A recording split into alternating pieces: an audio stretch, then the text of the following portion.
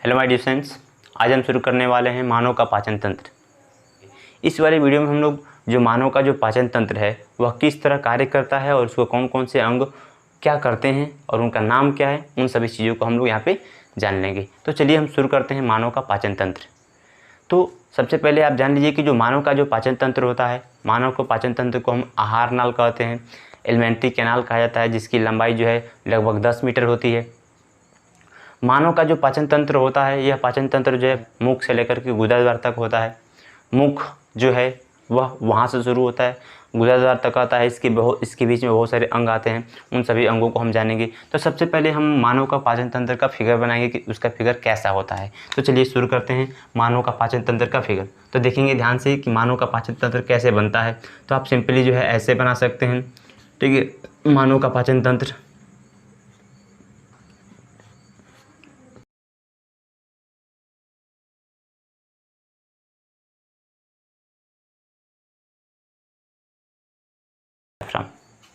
तो इस प्रकार से आपका पाचन तंत्र जो है बनकर तैयार हो गया है। सभी भागों को मैंने बना लिया है। पाचन तंत्र में जितने भी अंग भाग लेते हैं सभी भाग को मैंने यहाँ पे बना लिया है। अब हम सबके जो है नाम को जानना शुरू करते हैं कि किस भाग का क्या नाम है। पहले हम नाम जान लेते हैं, उसके सभी भागों का नाम जान लेते हैं, उसके बाद से हम लोग जो उनके कार्यों के बारे में पढ़ेंगे। देखिए यहाँ पे ये जो हिस्सा होता है इसको हम लोग क्या कहते हैं, इसको हम लोग कहते हैं मुख गुहा कहते हैं, या इसको हम लोग इंग्लिश में बक्कल कैविटी कहते हैं। क्या कहते हैं? बक्कल कैविटी कहते हैं। मुख गुहा बक्कल कैविटी कहा जाता है। इसके अंदर दांत होता है, जीभ होता है, ठीक है, और लार ग्रंथियाँ यहीं पे पाई जाती हैं, ठीक है। उन सब के बारे में अभी जानेंगे। यहाँ पे ये जो होता है जिसको हम घाटी बोलते हैं, यौला इसको बोला जाता है, ठीक है। यौला बोलते हैं इसको। यहाँ पे ये वाला जो हिस्सा होता है इसको हम ग्रसनी बोलते हैं, ग्रसनी, ठीक है। फेरिंग्स बोला जाता है इंग्लिश में इसको, फेरिंग्स बोलते हैं। यहाँ पे ग्रसनी के पास ही यहाँ पे एक और चीज़ होता है, यहाँ पे एक और संरचना होती है जिसको बोलते हैं एपिग्लोटिस कहा जाता है, एपिग्लोटिस कहते हैं, ठीक है। यहाँ पे एपिग्लोटिस होता है, झिल्ली जैसी संरचना होती है, ठीक है, झिल्ली जैसी संरचना होती है, यहाँ पे एपिग्लोटिस कहते हैं। ये जो है इसको हम बोलते हैं ग्रास नली बोलते हैं, ओसेफेगस बोलते हैं,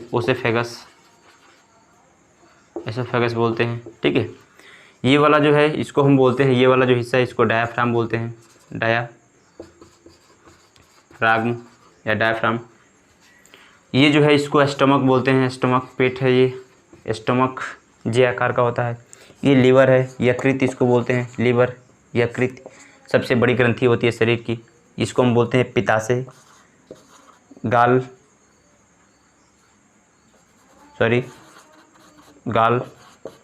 ब्लैडर बोलते हैं इसको, गाल ब्लैडर पित्ताशय बोलते हैं, ठीक है। ये हो गया पेनक्रियास जिसको हम बोलते हैं पित्ताशय नहीं बल्कि इसको अग्नाशय बोलते हैं। क्या बोलते हैं? अग्नाशय। और ये जो देख रहे हैं आप, ये जो चौड़ा सा जो है इसको बोलते हैं बड़िया, लार्ज इंटेस्टाइन। क्या बोलते हैं? लार्ज इंटेस्टाइन, ठीक है।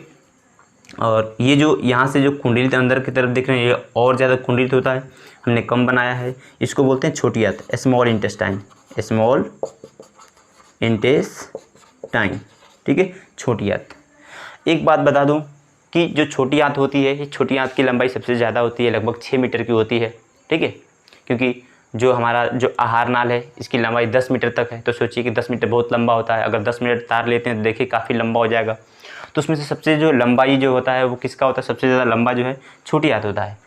और बड़ी आंत की लंबाई जो है छोटी आंत की तुलना में छोटा होता है। लेकिन बड़ी आंत को हम बड़ी आंत क्यों कहते हैं? ये छोटा होते हुए भी हम इसको बड़ी आंत कहते हैं, और जो स्मॉल जो इंटेस्टाइन है ये लंबा होते हुए भी लंबाई इसकी ज़्यादा होती है, फिर भी इसको छोटी आंत कहते हैं। क्योंकि इसकी व्यास छोटा होता है, ये पतला होता है, और ये क्या होता है? ये चौड़ा होता है, ये मोटा होता है, इसलिए इसको हम लोग बड़ी आंत कहते हैं, ठीक है, इसलिए इसको बड़ी आंत कहते हैं। अब हम यहाँ से समझते हैं कि जो बक्कल कैविटी होता है, इस बक्कल कैविटी में क्या क्या होता है। तो हमने बताया कि जो बक्कल कैविटी है, जो मुख है, मुख गुहा है, मुख गुहा में क्या क्या होता है? तो मुख गुहा में दांत होता है, ठीक है, और जीभ होता है, ठीक है। तो जो जीभ है ये किसका बना होता है? मांस का बना होता है। आप देखेंगे मांस का बना होता है। इसके ऊपर जो है मांस का बना होता है, इसके ऊपर स्वाद कलिकाएँ पाई जाती हैं, स्वाद कलिकाएं पाई जाती हैं। जीभ का कार्य क्या है, जीभ करता क्या है, तो जीभ एक तरह से भोजन को क्या करता है, लार के साथ अच्छे से मिलाने का काम करता है। और दूसरा जो है ये हमें बोलने में सहायता करता है। और तीसरा जो है इसकी बात करें तो ये भोजन को निगलने में भी सहायता करता है। तो ये इसके मुख्य कार्य हो जाते हैं जीभ का, जो बहुत ही महत्वपूर्ण भूमिका निभाता है। हमें काफ़ी बोलने में बहुत ज़्यादा सहायता करता है। इसकी वजह से हमारी आवाज़ें जो अच्छे से निकल पाती है, हम अपने बातों को व्यक्त कर पाते हैं, बोल पाते हैं। तो जीभ बहुत बड़ा काम करता है। इसके बाद से जो जीभ है ये हमारे इसके ऊपर जो ये जो स्वाद कलिकाएँ होती हैं, क्या होती हैं, स्वाद कलिकाएँ, ये क्या करती हैं, स्वाद कलिकाएँ जो है स्वाद बताने का काम करती है। हम जो भी खाते हैं उनका स्वाद बताती है, खट्टा मीठा तीखा जो होता है उन सबका स्वाद बताती हैं। तो उनका स्वाद जो कलिकाएँ होती हैं जो स्वाद बताती हैं उन सबका जो है अलग अलग स्थान होता है। जैसे कि ये जो सामने वाला जो हिस्सा होता है यहाँ पर जो है स्वीट कलिकाएँ होती हैं, मतलब कि स्वीट मीठे स्वाद बताने वाली कलिकाएँ होती हैं। इसके बाद से जो यहाँ पे जो पास पास की होती हैं वो नमकीन बताती हैं, नमकीन साल्टी होती है, नमकीन स्वाद बताती हैं। इधर वाले जो होती हैं वो तीखे स्वाद बताती हैं, एक किनारे वाले साइड।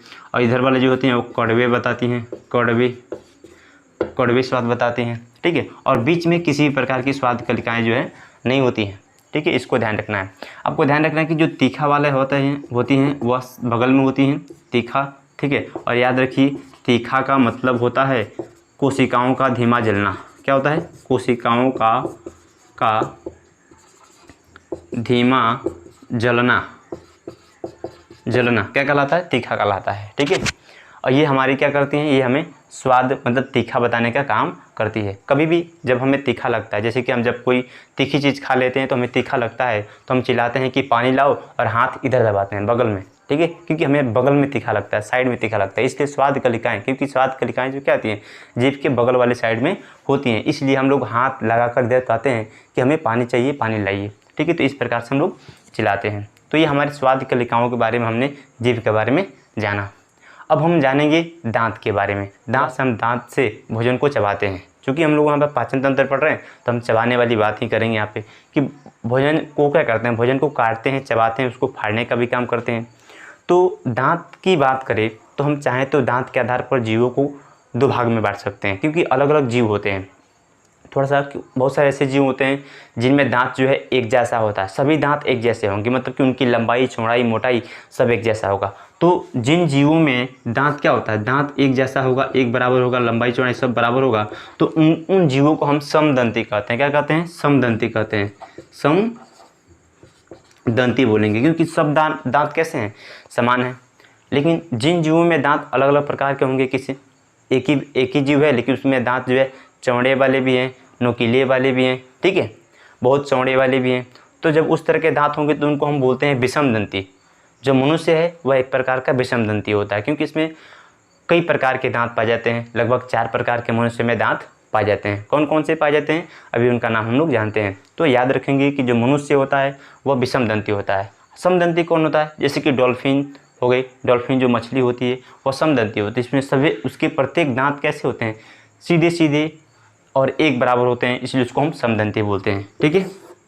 अब चलिए हम लोग बात कर लेते हैं किसके बारे में, तो हम लोग बात कर लेते हैं कि मनुष्य में दांत कितने प्रकार के होते हैं, ठीक है। तो इसका जो है आप स्क्रीनशॉट ले लेंगे, ठीक है। इसको हम मिटाते हैं जीभ वाले हिस्से को, ठीक है। अब देखेंगे दांत।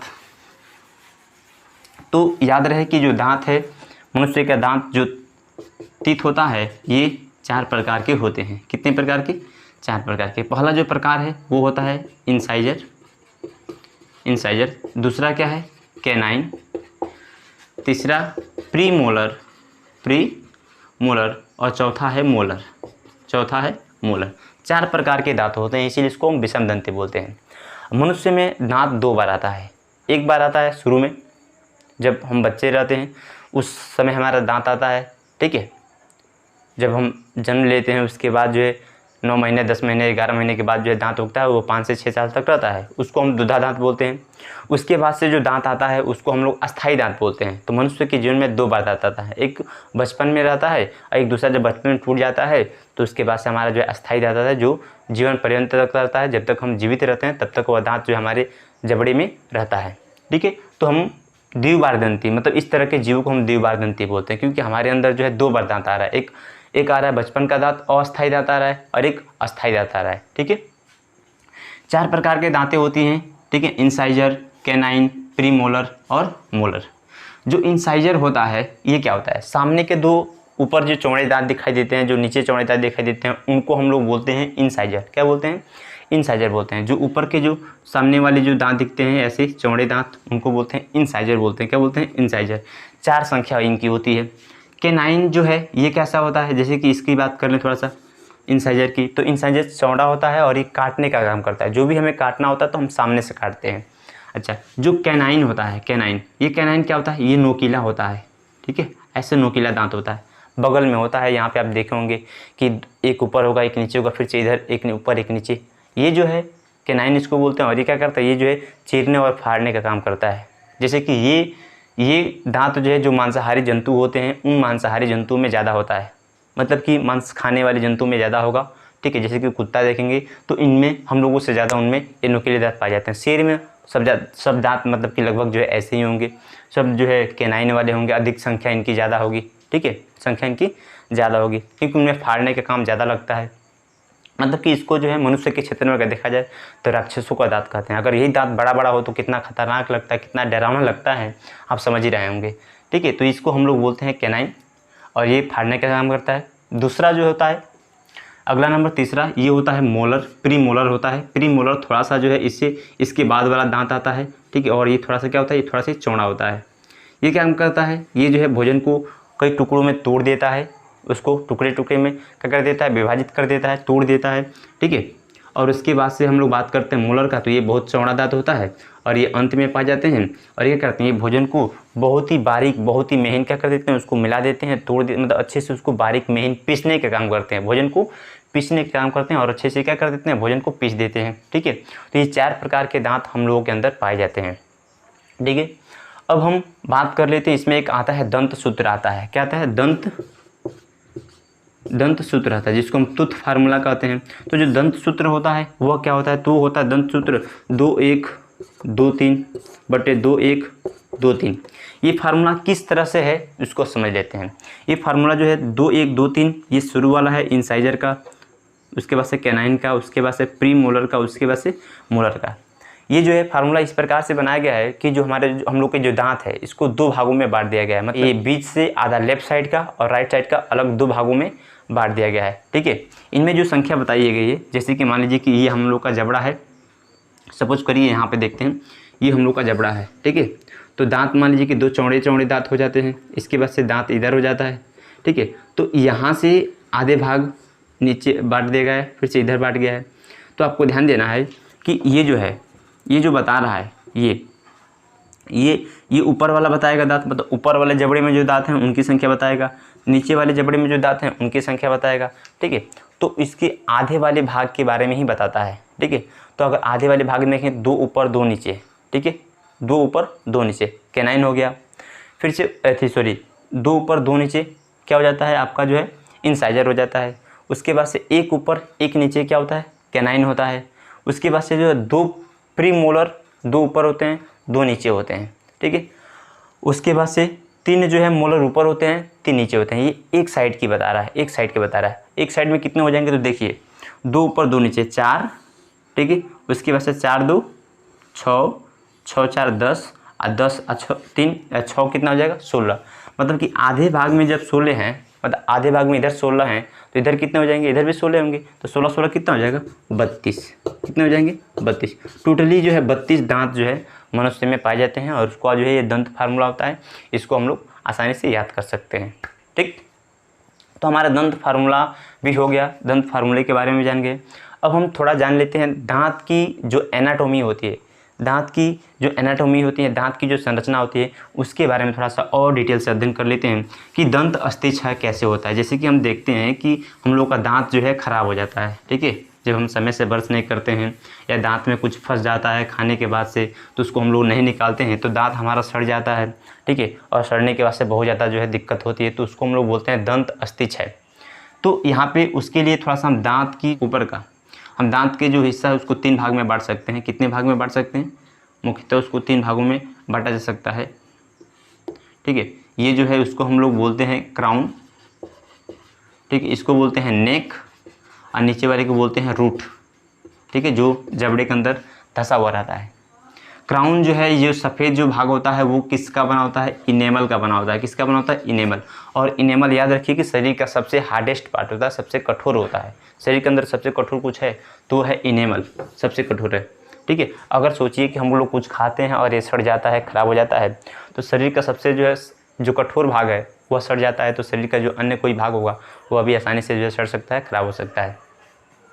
यहाँ पे ध्यान देना कि जब ये अंतिछ मतलब कि जब ये सड़ता है, गलता है, तो इसके अंदर क्या होता है, जब सड़ जाता है, जब ये ख़राब हो जाता है, तो यहाँ पर इसके अंदर से जो है, इसके अंदर क्या होती हैं, इसके अंदर जो है नर्व्स होती हैं, नसें होती हैं और तंत्रिकाएँ भी होती हैं। ठीक है, इसके अंदर नसें होती हैं और तंत्रिकाएँ होती हैं। तो ये ख़राब हो जाने के बाद से, ये जब ख़राब हो जाता है, तो जब हम कुछ भी ठंडा चीज़ पीते हैं या गर्म चीज़ पीते हैं, तो जो ठंडा और जो गर्म चीज़ है वह सीधा कहाँ जाता है, इन तंत्रिकाओं पर पड़ता है और इन नसों पे पड़ता है। ठीक है, जिससे कि हमें जो है बहुत ज़्यादा जो है दिक्कत होती है, बहुत दर्द करता है, जिसको हम दांत को बोलते हैं, दांत अँगड़ रहा है उसको हम बोलते हैं। ठीक है, तो सीधा जो मतलब कि जो गर्म चीज़ होता है वो क्या होता है, हमारे तंत्रिकाओं पे पड़ता है, तो हमें जो है दिक्कत होता है। और जो है उसका एक ही इलाज है कि हम लोग क्या करते हैं, या तो दांत को उस समय हमें निकलवाना पड़ता है, या तो हमें जो है गर्म और जो ठंडी चीज़ें होती हैं उनको पीने से हमें अपने आप को बचाना पड़ता है। ठीक है, तो ये हम लोग जो है कर लेते हैं। तो जानिए अब यहाँ पे येवला है। येवला ये होता क्या है, येवला के बारे में पढ़ लेते हैं। वो येवला को, जिसको हम अपने भाषा में घाटी कहते हैं, तो ये येवला का करता है, जब हम भोजन करते हैं तो भोजन को नीचे दिशा दिखाने का काम करता है, नीचे की तरफ ढकेल देता है। कभी कभी क्या होता है, यही जो है घाटी जो है कभी कभी बढ़ जाता है, लंबा हो जाता है, जिसकी वजह से जो सोते वक्त जो व्यक्ति क्या करते हैं, खराटे लेते हैं, इसी के कारण लेते हैं। जैसे कि ये मान लीजिए कि ये क्या है, ये इस प्रकार से घाटी लटका हुआ है, अब व्यक्ति क्या हो गया, सो गया है। तो जब ये बड़ा हो जाता है, तो जब सोने के बाद से जब हम क्या करते हैं, सांस लेते हैं, और सांस लेकर क्या करते हैं, जब छोड़ते हैं, तो ये जो है क्या करते हैं, ये जो है ये वहीं पे मतलब कि ऊपर जो तालू ऊपर का जो होता है उससे क्या करते हैं, बार बार ऐसे टकराता है। टकराने की वजह से वहाँ पे क्या होता है, खर खर की आवाज़ आती है। मतलब कि जो खराटा जो लेने वाले जो व्यक्ति होता है सोने के बाद से, वह जो है इसी के कारण लेते हैं, येवला के कारण लेते हैं। ठीक है, वहीं से आवाज़ आती है। तो इसको जो है मतलब कि ठीक किया जा सकता है। इसको जो है मतलब सर्जरी के माध्यम से इसको काट कर जो है मतलब कि छोटा किया भी जा सकता है, इसकी जो है दवाई भी चलाई जा सकती है। ठीक है, तो ये होता है खराटे लेना। इसके बाद से हम आते हैं नीचे ग्रसनी के पास, फेरिंग्स के पास। ठीक है, तो फेरिंग्स क्या होता है, फेरिंग्स एक प्रकार का जो है कॉमन प्लेस होता है। कॉमन प्लेस किसका होता है, जैसे कि हम मान लीजिए कि नाक से सांस लेते हैं और मुख से भोजन करते हैं, तो जो ग्रसनी होता है यहाँ पे एक कॉमन प्लेस होता है, जहाँ पर जो श्वास नली होता है जो फेफड़े के पास जाता है, और जो ग्रास नली है जो भोजन अमाशय में जाता है लेकर के। ठीक है, तो यहाँ पे अब जो भोजन जो है मतलब कि रास्ता जो है वो क्या हो सकता है, फेफड़े में भी जा सकता है, और वो श्वास नली में भी मतलब कि ग्रास नली में भी आ सकता है। भोजन फेफड़े में न जाए उसके लिए वहाँ पे एक संरचना बनी होती है। ठीक है, एक मतलब कि एक झिल्ली जैसी संरचना बनी रहती है, जो क्या करता है, जो श्वास नली को ढक कर रखता है, उसको हम लोग बोलते हैं एपिग्लोटिस बोलते हैं। और यह एपिग्लोटिस क्या करता है, ये जो है मतलब कि ऐसी संरचना है, मान लीजिए कि ये हो गया, ऊपर से आ रहा है। ठीक है, और यहाँ से जो है ये श्वास नली है और ये जो है ग्रास नली है। तो यहाँ पे क्या होता है, यहाँ पे एक झिल्ली लगी रहती है। ठीक है, जब हम भोजन करते हैं तो क्या करते हैं, ये झिल्ली जो है इसको ढक लेती है, श्वास नली को ढक लेती है, जिससे भोजन क्या होता है, भोजन जो सीधे चला जाता है हमारा ग्रास नली से होते हुए अमाशय में चला जाता है। ठीक है, और जब हम सांस लेते हैं तो ये क्या होती है, ये जो है ये झिल्ली इधर आ जाती है, और सांस जो है इसके माध्यम से डायरेक्ट जो कहाँ चला जाता है, फेफड़े के अंदर चला जाता है। कभी कभी क्या होता है, कभी कभी जो है हम खाते वक्त बहुत बोलते हैं, बहुत हंसते हैं, जिसकी वजह से ये जो एपिग्लोटिस होता है ये कन्फ्यूज हो जाता है। खाते वक्त भोजन जा रहा है अंदर, उसको जाना चाहिए अमाशय में।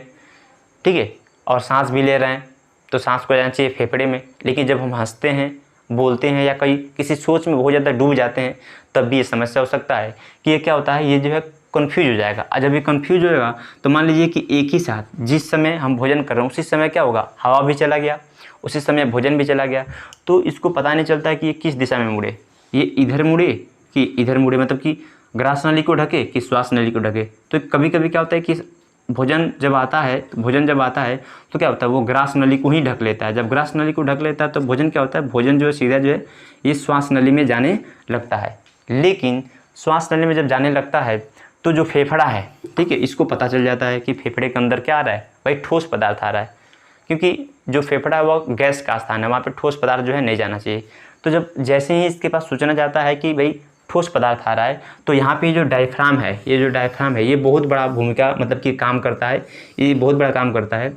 क्योंकि जैसे ही पता चलता है कि फेफड़े के अंदर जो है क्या आ रहा है, फेफड़े के अंदर जो है ठोस पदार्थ आ रहा है, तो ये क्या करता है, ये अपने आप को तानता है, ऐसे खींचता है और खूब तेज़ी से अपने इस आयतन को मतलब चेस्ट की जो है आयतन को बढ़ाता है और ये तेज़ी से छोड़ता है, जिसकी वजह से हवा क्या करते हैं, तेज़ी से बाहर निकलती है। और ये हवाएं क्या करते हैं, उस ठोस पदार्थ को बाहर की तरफ जो है उसको रिवर्स मारती हैं और मुख के माध्यम से, नाक के माध्यम से उसको फिर से क्या करती हैं, उसको बाहर निकाल देती हैं। तो जब भोजन सरकता है तो उसको हम लोग इसी तरह से समझते हैं कि जो हमारा डायफ्राम होता है वो हमारे बचाने का काम करता है, कि किसी भी ठोस पदार्थ को फेफड़े में जाने से रोकता है।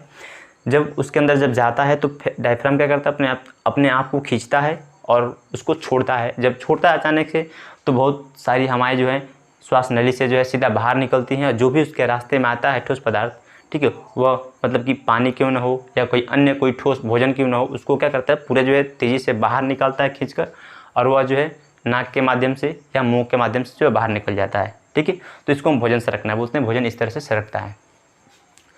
और इसके अलावा क्या होता है, इसके अलावा कभी कभी जो है हिचकी आती है हमें। ठीक है, हम भोजन करते हैं या नहीं करते हैं तभी कभी कभी हिचकी आती है।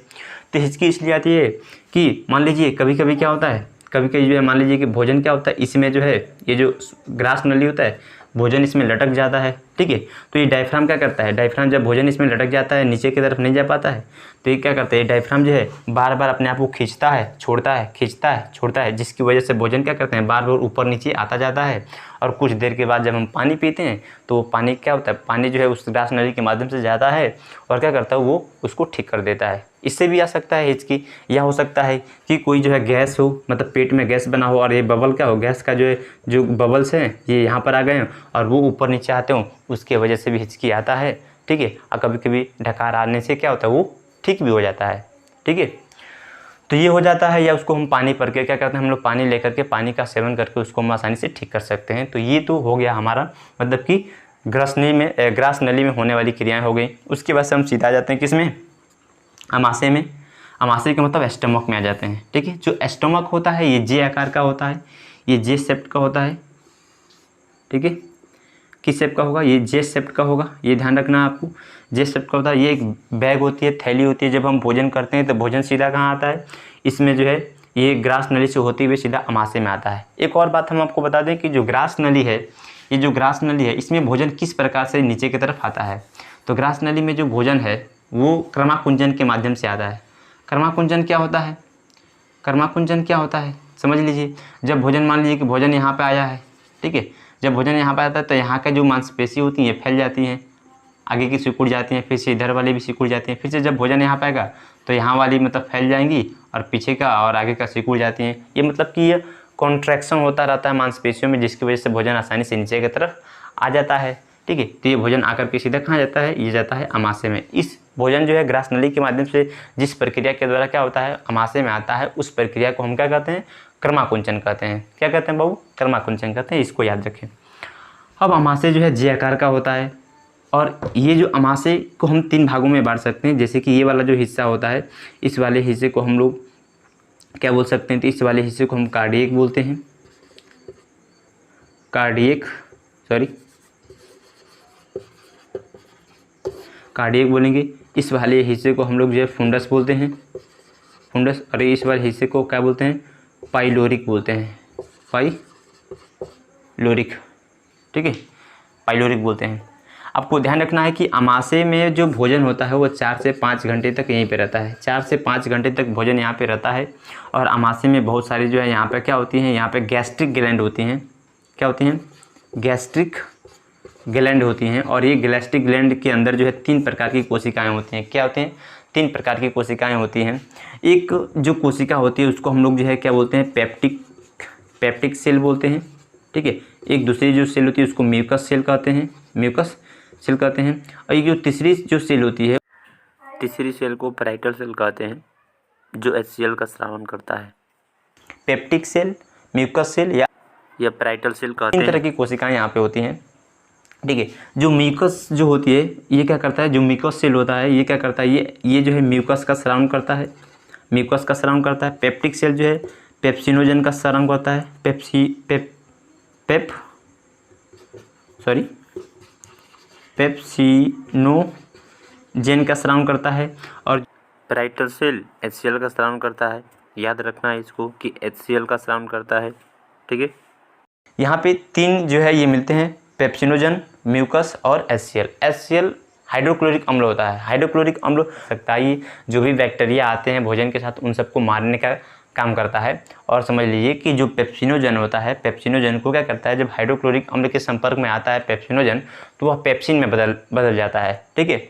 और जो म्यूकस होता है, म्यूकस क्या करता है, ये जो म्यूकस इसकी जो दीवारें होती हैं इन दीवारों पर चिपका रहता है, ठीक है। म्यूकस जो है इनकी दीवारों पर चिपका रहता है और चिपका रहता है ताकि क्या कर सके, वह जो है HCl से क्या कर सके, इन दीवारों को बचा सके। क्योंकि अगर HCl जो है शरीर के अंदर किसी भी भाग पर क्या हो जाए, पड़ जाए तो वहाँ पे जो है जला देता है और घाव बन जाता है, ठीक है, जिसको हम लोग पेप्टिक अल्सर कहते हैं।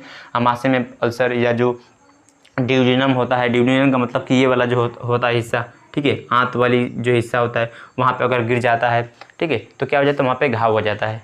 तो अब हम आपको बता दें कि जब भोजन आता है, इसमें भोजन क्या होता है, इस HCl के साथ अच्छे से मिल जाता है, अम्लीय हो जाता है, ठीक है। और उस अम्लीय भोजन को हम काइम कहते हैं। क्या कहते हैं, काइम। जो अमाशय में जो भोजन 4-5 घंटे रहता है तो क्या करता है, अमाशय फूलता है, मतलब फूलता है, सिकुड़ता है, जिसकी वजह से भोजन के साथ क्या होता है, HCl जो है अच्छे से मिल जाता है। तब उसको क्या कहा जाता है, काइम कहा जाता है। और पेप्सिनोजन जो है पेप्सिन में बदल जाता है और उस भोजन के साथ जो भी बैक्टीरिया आए रहते हैं HCl के द्वारा जो है मार दिए जाते हैं। अब हमें यहाँ पे ध्यान रखना है कि हम देखते हैं कि कभी कभी क्या होता है, हमें जो है पेट में जलन होती है, सीने में जलन होती है। तो पेट में जलन और सीने में जलन कब होती है, जैसे कि मान लीजिए कि आप भोजन करते हैं, भोजन आपका मान लीजिए भोजन करने का टाइम आपका 9 बजे है या 10 बजे है, या आप रेगुलरली आप भोजन करते हैं, किसी दिन किसी कारणवश जो आप भोजन उस टाइम पर नहीं करते हैं, तो जो आपका जो अमाशय के अंदर जो अमाशय में जो पाराइटल सेल है जो HCl का स्राव करती हैं वो रोज जो है उसी समय पर क्या करेंगी, मतलब कि HCl शुरू कर देती हैं। क्योंकि उनको ये पता होता है कि आप 9 बजे भोजन कर रहे हैं, तो वो क्या करते हैं, वो एक समय के अनुसार अपने अंदर जो है वो क्या करते हैं, HCl का स्राव करना जो है शुरू कर देती हैं। और कभी कभी आप जो है भोजन नहीं करते हैं, तो मान लीजिए कि 9 बजे आपको भोजन करना था, आप 9 बजे भोजन नहीं करते हैं, जिसकी वजह से उसको पता है कि भाई आप 9 बजे भोजन करते हैं, तो क्या करेगी, वो जो है HCl का स्राव करना शुरू कर देती है। और आप 9 बजे भोजन नहीं करते हैं, जिसकी वजह से आपके पेट के अंदर जो है अम्ल की मात्रा ज़्यादा हो जाती है। जब अम्ल की मात्रा ज़्यादा हो जाती है तो वही अम्ल जो है धीरे धीरे क्या होता है, धीरे धीरे वही जो है स्रावित होकर के यहाँ पर क्या होता है, इस मतलब कि जो है उस जो ग्रास नली होता है उसमें ऊपर चढ़ने लगता है, जिसकी वजह से थोड़ा जलन का महसूस होता है, खट्टा ढकार आता है आपको, ठीक है, पेट में गैस बन जाता है, फूल जाता है पेट, ठीक है। तो इस तरह की समस्याएं हो सकती है। उसके लिए हम लोग जो है कोई एंटासिड ले लेते हैं और वो हमारे जो है उस अम्लता को क्या करता है, आसानी से ठीक कर देता है और हम लोग उस प्रॉब्लम से बच सकते हैं, ठीक है। दूसरी जो है एक अम्लता का जो दूसरी कारण होती है कि मान लीजिए कि हम लोग क्या करते हैं, हम लोग जो है चिंगम खाते हैं, सेंटू फ्रूट खाते हैं। तो सेंटू फ्रूट खाते हैं तो जब हम सेंटू फ्रूट खाते हैं तो जैसे जब हम कोई भी चीज़ खाते हैं, ध्यान रखें आप कुछ भी खाइए, तो जब खाना शुरू करते हैं तो अमाशय को लगता है कि भाई अब खा रहा है तो पेट के अंदर ही आएगा, तो वो क्या करता है, वो जो है HCl बनाना शुरू कर देता है, HCl को उत्सर्जित करना शुरू कर देता है, क्योंकि उसको पता है कि अब खा रहे हैं तो क्या होगा, वो जो है अंदर ही आएगा। तो जब वो खाते हैं आप, तो आप क्या करते हैं, चिंगम खाते वक्त तो आप उसको निगल नहीं जाते हैं, बल्कि आप उस चिंगम को थूक देते हैं। तो मान लीजिए कि आप चिंगम खा रहे हैं, तो जब चिंगम खाते हैं तो उसको पता होता है कि भाई अब खा रहा है तो वो अंदर आएगा, इसलिए क्या करते हैं, वो बनाना जो है शुरू कर देता है। लेकिन आप क्या करते हैं, चिंगम खा करके आप उसे थूक देते हैं, जिसकी वजह से वो जो HCl जो बना है वो HCl ज़्यादा हो जाता है, जिसकी वजह से जो है अम्लता बढ़ जाती है, पेट में जलन होने लगता है, चेस्ट में जलन होने लगता है, ठीक है, खट्टे ढकार आने लगते हैं। तो ये अम्लता होने का यह भी कारण हो सकता है। तंबाकू खाने वाले व्यक्ति को भी अम्लता का ज़्यादा जो है सामना करना पड़ता है, ठीक है। तो ये अम्लता जो है हो सकती है, ये बात आप ध्यान रखेंगे, ठीक है। तो हमने अमाशय में जो होने वाली जो प्रक्रियाएँ होती हैं उन सब के बारे में भी हम लोग यहाँ पे जो है मतलब लगभग जान ही गए हैं। अब इसके आगे हम बढ़ते हैं। अमाशय के बाद से हम लोग जो है यहाँ पे एक ग्रंथि है जिसको हम लीवर बोलते हैं, यकृत बोला जाता है हिंदी में। ये जो है ध्यान रखेंगे, शरीर की सबसे जो बड़ी जो ग्रंथि होती है, शरीर की जो सबसे बड़ी ग्रंथि होती है वह यकृत ही होती है। क्या होती है, यकृत होती है, जिसकी वजन जो है 2 मतलब कि जो वयस्क मनुष्य होते हैं उनमें जिनकी वजन जो है 2.5 1.2 kg से लेकर के 1.5 kg तक हो सकता है इसका वजन वयस्क मनुष्य में। ये क्या करता है, जो लीवर होता है ये जो है मतलब पित्त रस को बनाता है, और वह पित्त रस क्या होता है, जो यहाँ पे जो पित्ताशय है, पित्ताशय के थैली के अंदर आकर जो है जमा होता रहता है। तो लीवर क्या करता है, पित्त रस को बनाने का काम करता है। लीवर क्या करता है, पित्त रस को बनाने का काम करता है। और वो जो पित्त होता है, जो बाइल जूस होता है, बाइल जूस किसमें, पित्ताशय में आकर जमा होता रहता है, और ये वहाँ से होकर के कहाँ जाता है, ये जो छोटी आंत के अंदर जाकर चला जाता है। दूसरी यहाँ पे हम बात कर लेते हैं कि ये जो अग्नाशय है यहाँ पे होता है, अग्नाशय, ये पेनक्रियास जिसको बोलते हैं, अग्नाशय होता है। अग्नाशय जो है एक ऐसी ग्रंथि होती है जो अंतःस्रावी और बहिःस्रावी दोनों काम करती है।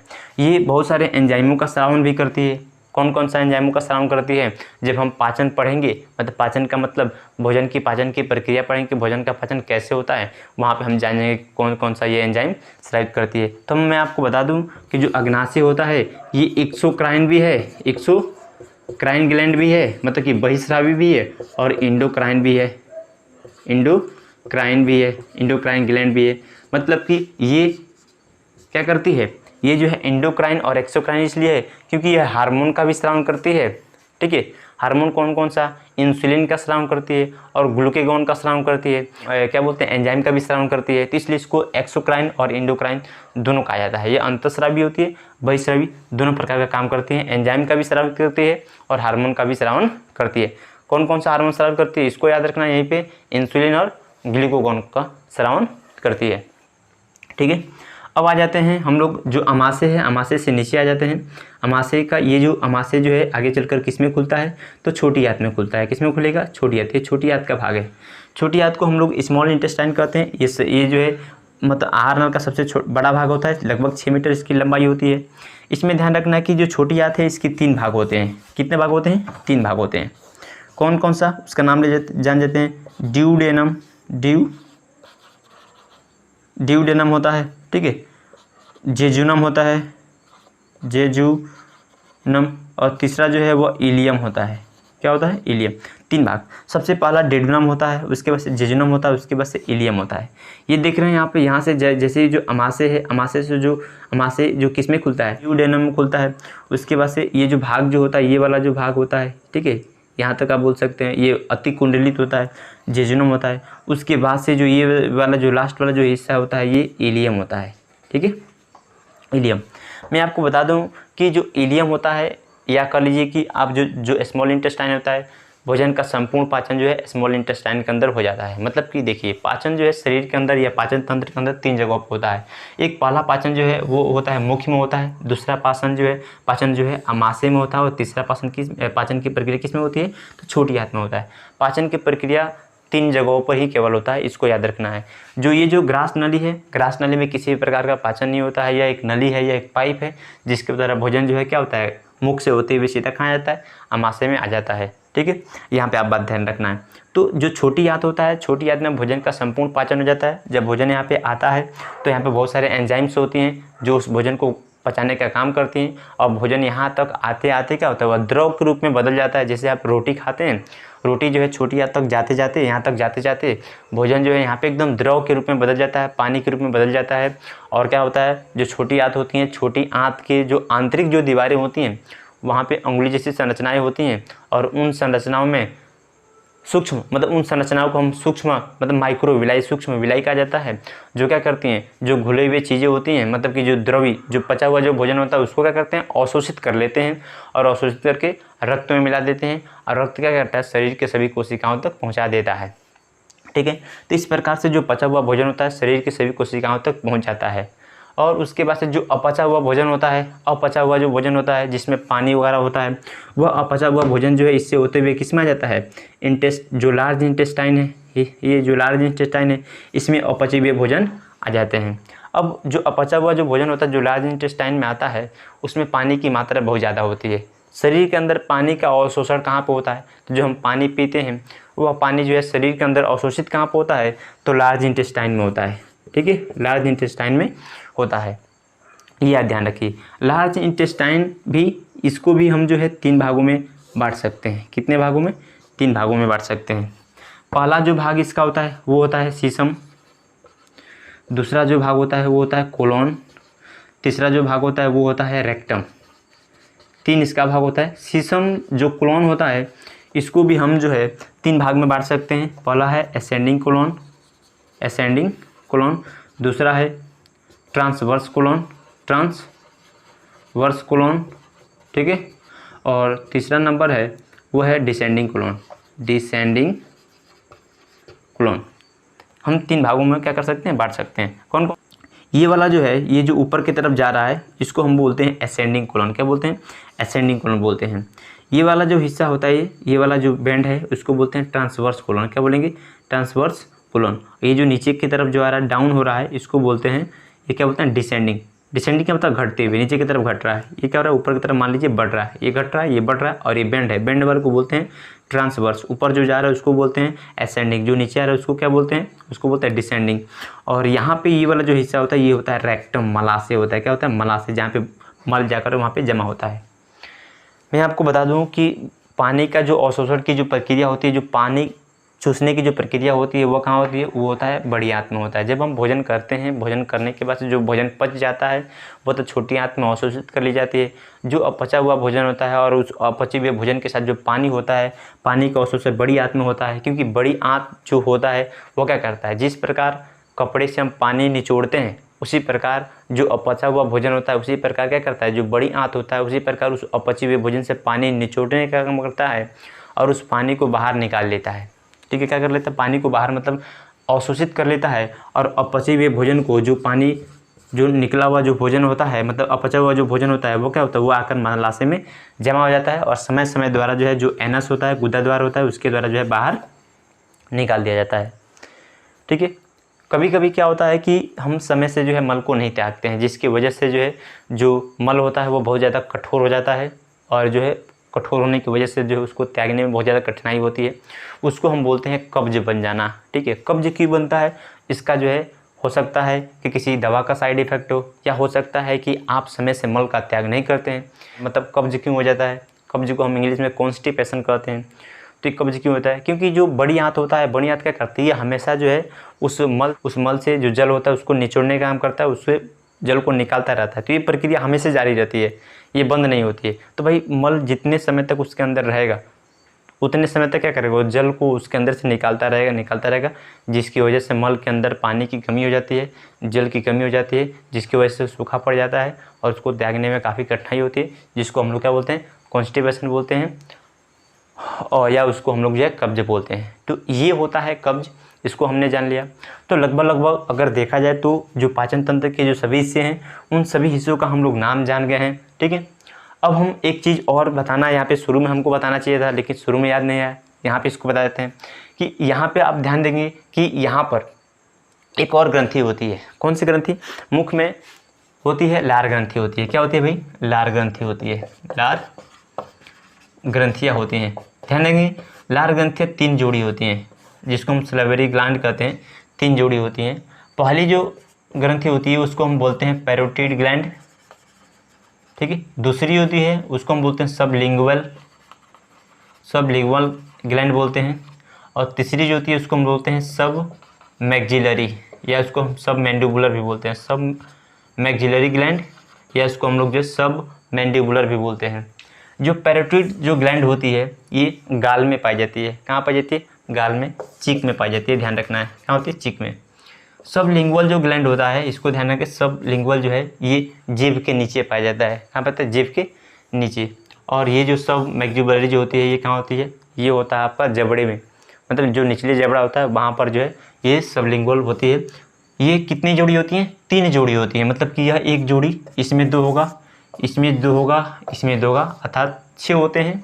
और ये लार स्रावित करते हैं। लार स्रावित क्या करते हैं? सीधा जो है मुख में इसको स्रावित करते हैं, छोड़ते हैं, और लार भोजन के साथ क्या होता है? अच्छे से मिल जाता है, और मिल जाता है तो जब भोजन के साथ लार अच्छे से जब मिल जाता है तो उसको हम बोलस कहते हैं। वही बोलस क्या होता है? इस ग्रसनी से होते हुए ग्रास नली से होते हुए आमाशय में आता है, आमाशय से छोटी आंत में जाता है, वहाँ तक जाते जाते पच जाता है, और पचने के बाद से जो अपचा हुआ भोजन होता है वो बड़ी आंत में जाता है, बड़ी आंत से होते हुए कहाँ आता है? वह सीधा जो है मतलब कि मलाशय में आ जाता है। ठीक है, मतलब पानी का अवशोषण हो जाता है, मलाशय में आता है, और मलाशय से समय समय पर बाहर निकाल दिया जाता है। यहाँ पे आप देख रहे हैं जो संरचना है इसको हम अपेंडिक्स कहते हैं। क्या कहते हैं? अपेंडिक्स।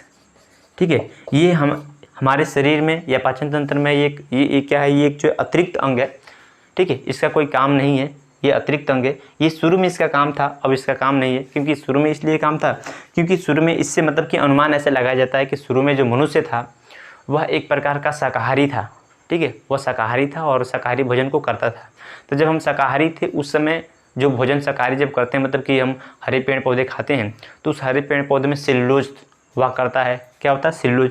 और सेल्यूलोज को पचाने के लिए वो कहाँ पचता था? सेल्यूलोज जो है वो इस अपेंडिक्स में, परिशेषिका में ही पचता था, ठीक है। तो इससे मतलब कि एक अनुमान लगाया जाता है, या कह लीजिए कि ये एक परिमाण है, शाकाहारी होने का परिमाण है, ठीक है। किसका होने का?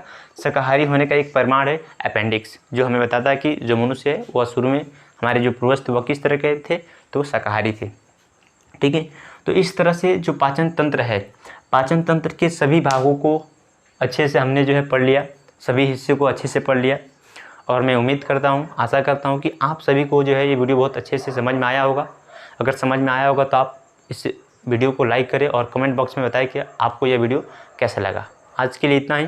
इसके बाद से अगले वीडियो में हम पाचन की प्रक्रिया को समझेंगे कि पाचन कैसे होता है और पाचन क्या होता है और कौन कौन से एंजाइम जो है स्रावित होते हैं पूरे जितनी भी ग्रंथियाँ हैं, जैसे लार ग्रंथि हो गई, पेनक्रियाज हो गया, उसके बाद से जो है लीवर हो गया, इनसे कौन कौन से एंजाइम से निकलते हैं और वह किस चीज़ को कैसे पचाते हैं, उन सबको हम लोग अगली वीडियो में जानेंगे। आज के लिए इतना ही।